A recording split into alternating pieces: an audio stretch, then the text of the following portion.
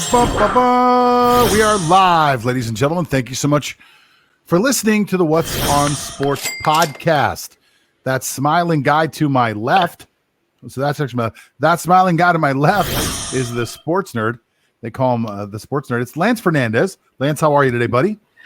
I'm doing well, but before we start, John, I must make an apology. I must make an apology to the Tampa Bay Buccaneers because last time we were together, I said it was an overtime.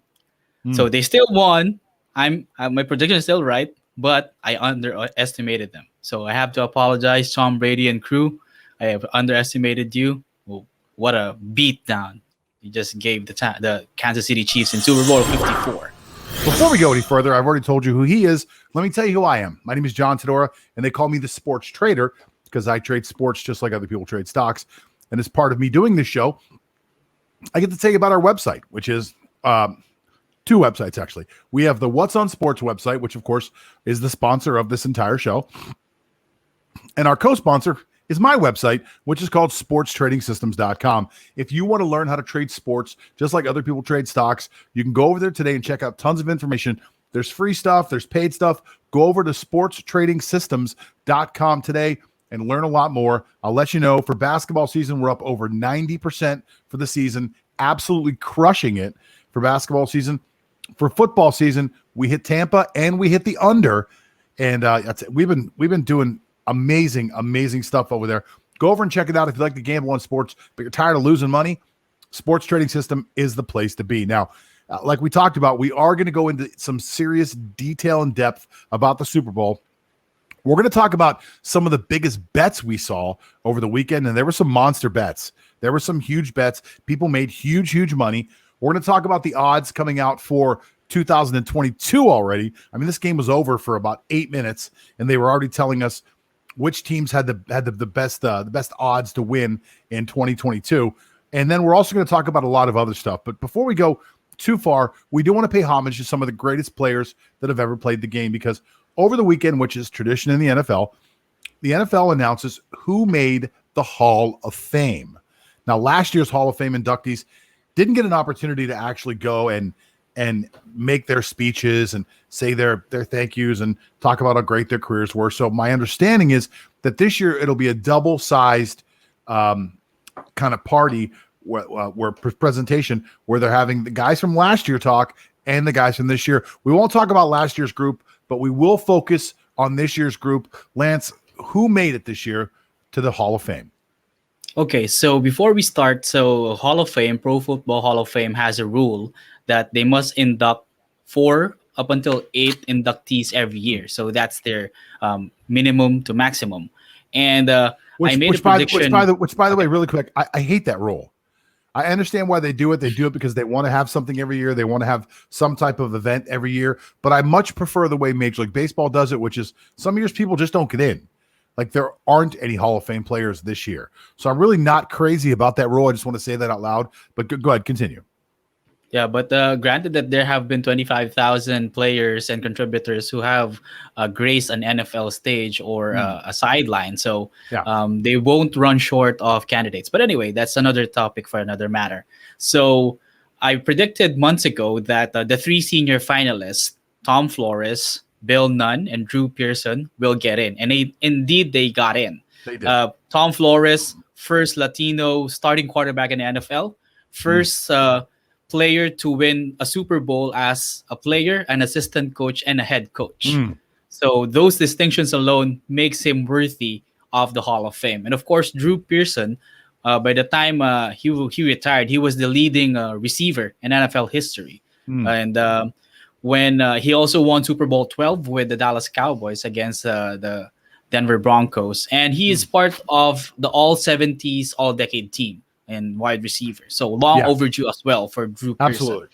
And what you've mentioned also before in one of our previous episodes, Bill Nunn, the architect, so to speak, the mastermind of that Steel Curtain dynasty in the 70s, because he was brave enough to go to this historical black colleges and universities to really seek players like Joe Greens and the other players who made that defense one of the elite of all time, not just during that decade, but compare it to all of the defenses that came after it, it still stacks better than those defenses. So Yeah. Bill Nunn, Drew Pearson, Tom Flores in the Hall of Fame. So I So, also wrote an article. okay, Sorry, go go ahead. ahead. So I also wrote an article about this prediction. So I got 4 out of 5 correct. So I have to brag that humbly Oh, very because nice.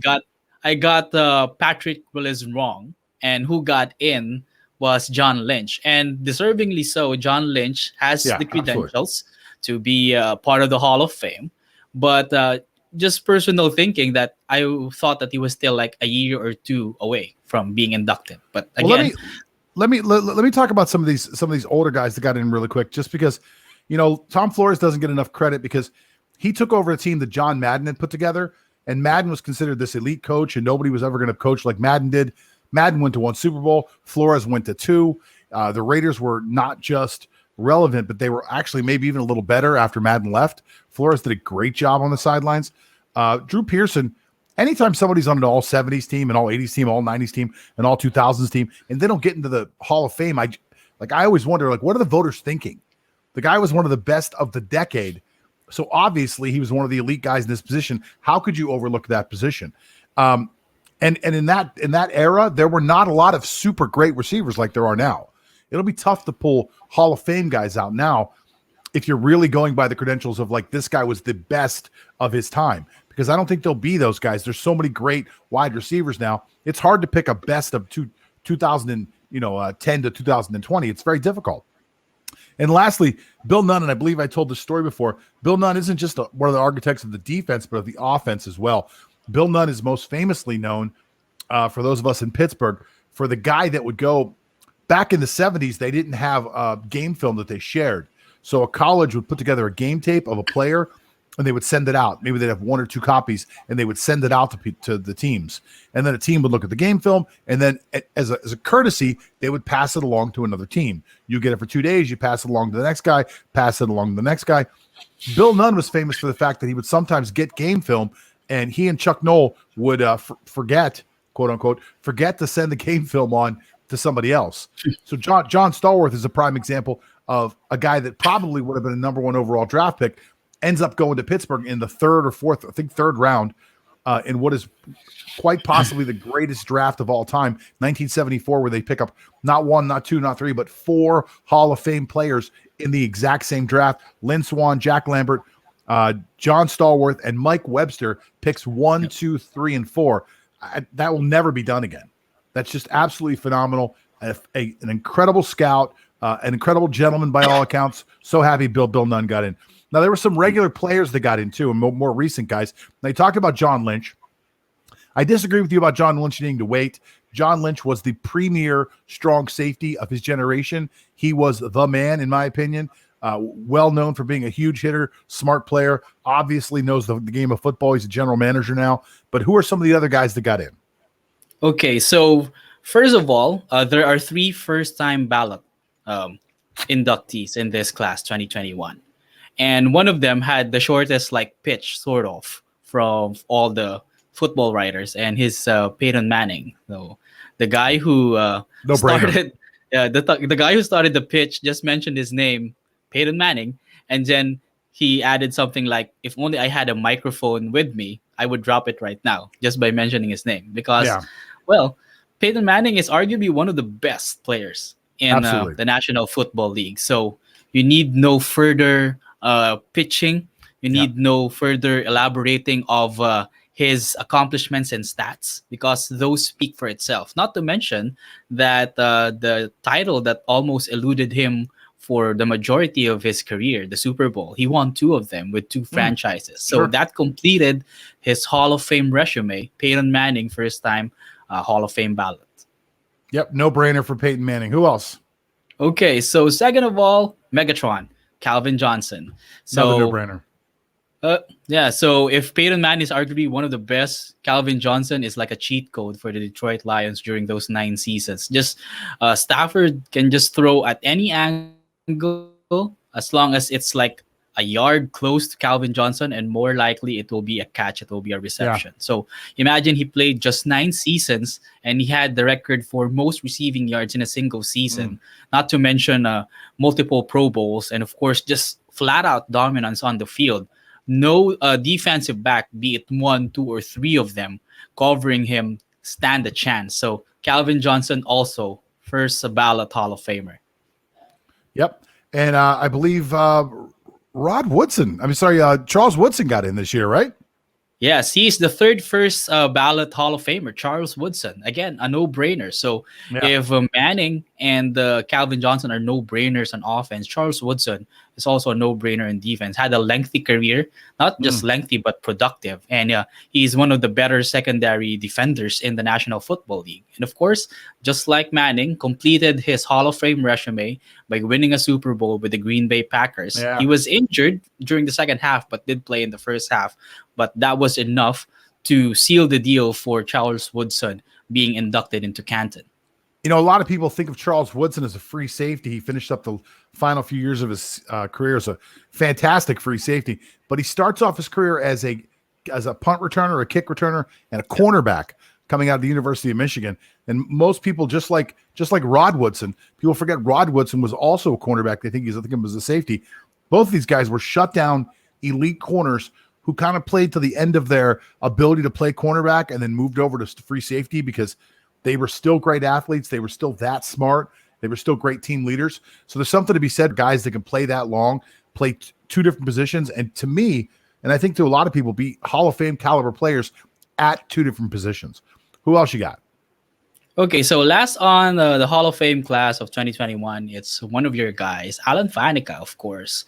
How can you dispel his credentials? All he did was block for multiple 1,000-yard rushers, and he had the versatility and the agility to also pull block for a lot of those Pittsburgh Steelers teams. So he's not just strong straight up. He's also agile and versatile enough to go on lead blocks for those sweep plays or those plays down the sides of the football field. So also, he deserves to be inducted just because of that. So, really tough guy. And, of course, one of the better guys of the Pittsburgh Steelers franchise, Alan Faneca, Hall of Famer. You know, Faneca's another one of those guys. Like Drew Pearson, I believe Faneca was in the all 2010 or the 2000s team for offensive guard. So, there's 2 players on the whole team. He's one of 2 of the greatest guards of a decade. And for some reason had to wait 4 years to get into the Hall of Fame. These guys, to me, are first ballot Hall of Famers. You just can't play this game where you're like, I don't know if he should get in. He's an offensive lineman. Listen, if you're an all-decade guy, if you're one of the best guys in a 10-year span, to me, that's an automatic. And I realize it's different voters voting on different things, but it was quite obvious in his time that Alan Faneca was an absolute beast. Watching that guy play was a clinic on how to play offensive line. Great technique, great power, just a sickening attitude. Wasn't afraid to get in somebody's face, wasn't afraid to defend his quarterback. Just a real stud. Congratulations to each and every one of these guys who made the Hall of Fame. I grew up watching some of these guys, and for the other ones, they were part of my adulthood. I admire every one of them, man. I went to a Hall of Fame a couple years ago. I'll tell you a quick story. I went to a Hall of Fame ceremony a couple years ago and had an absolute blast. It was just such a great moment to be there, hear all the speeches, see all the fans. People just show up and really appreciate each other. I will say, as a Steeler fan, because the Pittsburgh is so close, they're going to induct 4 people this year. There will be huge caravans of people driving out to Canton, Ohio, which is like an hour and 10-minute drive. Huge caravans of people driving out there. That will be a predominantly very, very strong Steeler crowd. Now,